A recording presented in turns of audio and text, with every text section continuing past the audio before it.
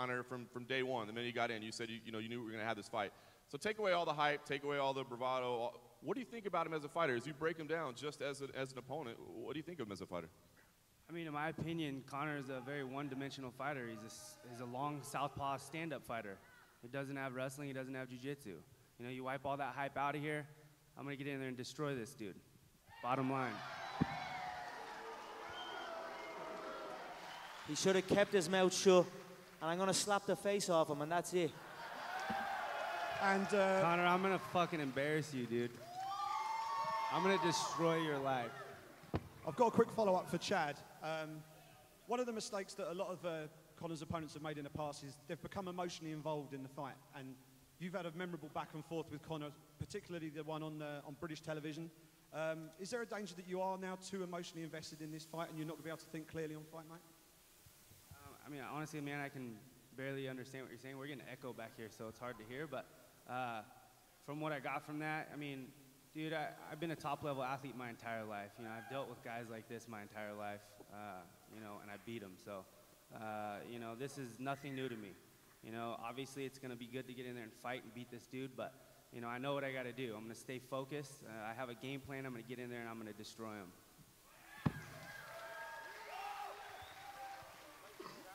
Yesterday, I don't know if you can hear me. Can you hear me, Chad? Yeah.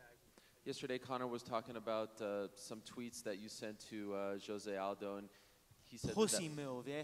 That was a pussy move. Little You're coward. a pussy, dude. Trying to be friendly. You're trying to be little friends with him. Oh, please, can I have your fans? It's a bitch move, yeah. Respect, it's what a man does when he's close to something death. you know nothing when about. When a man is close to death, that's what he does. He looks to punch up.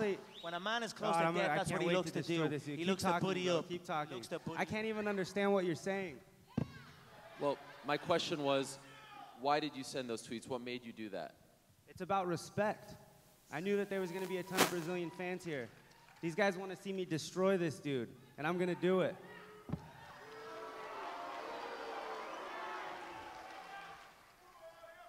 Ron, go ahead.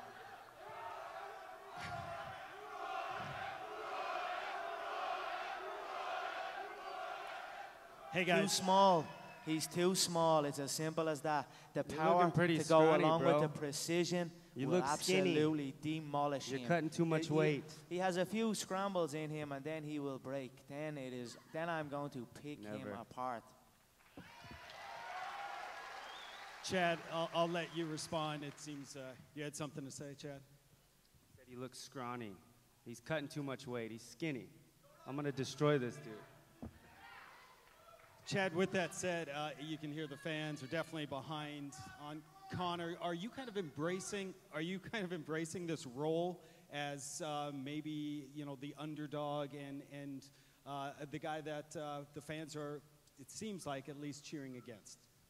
And I never pay attention to who's the underdog, betting-wise, all that bullshit. I mean, this is a competition for me. This is what I love to do. I live for this shit. So getting in there, competing against anybody, I don't care who it is, this is what I love to do. And, you know, this is awesome to be able to be a part of a card that's going to be the biggest UFC fight card in the history of the UFC. So, man, this is a dream come true for me.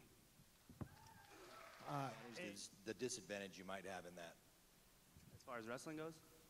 Well, your wrestling skills are superior to his, but then his reach advantage is gigantic over yours. Just the pluses and minuses of that. Yeah, I mean, every person I've ever fought in the octagon has a reach advantage over me. I mean, this is nothing new, you know? So most people that Mike Tyson got in there and fought, you know, had a reach advantage on that guy too. So, you know, I'm the type of guy that has the athleticism. I'm explosive. I can close the distance. You know, I'm not afraid of reach advantage over me. And I have the wrestling ability to put this dude on his back, anybody in the division, to put them on their back. And I'm confident going into this fight.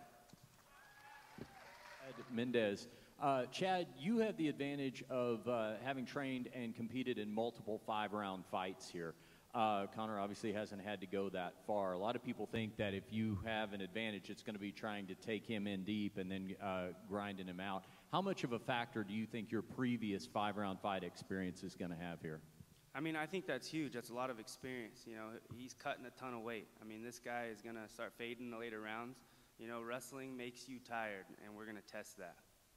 And finally, a question. For trash talking, out of all of the trash that's been talked, what's been most personal for you? What will you use to motivate you the most?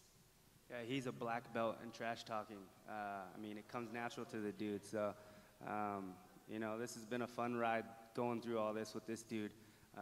You know, I mean, this is a fight that, in my opinion, you know, like I said, you throw all that hype, that trash talk away. This is an easy fight for me. So, I'm going in this focus. I know what I have to do. He can say whatever the hell he wants to say, but you know, I know what I got to do.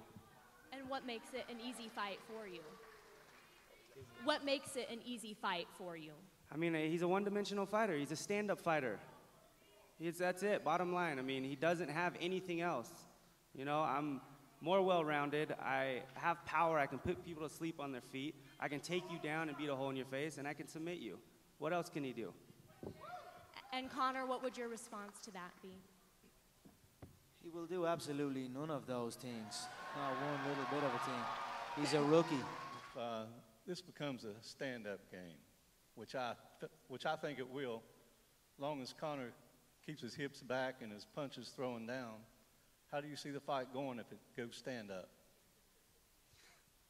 Well, first off, I'm gonna have to say that I'll probably knock him out.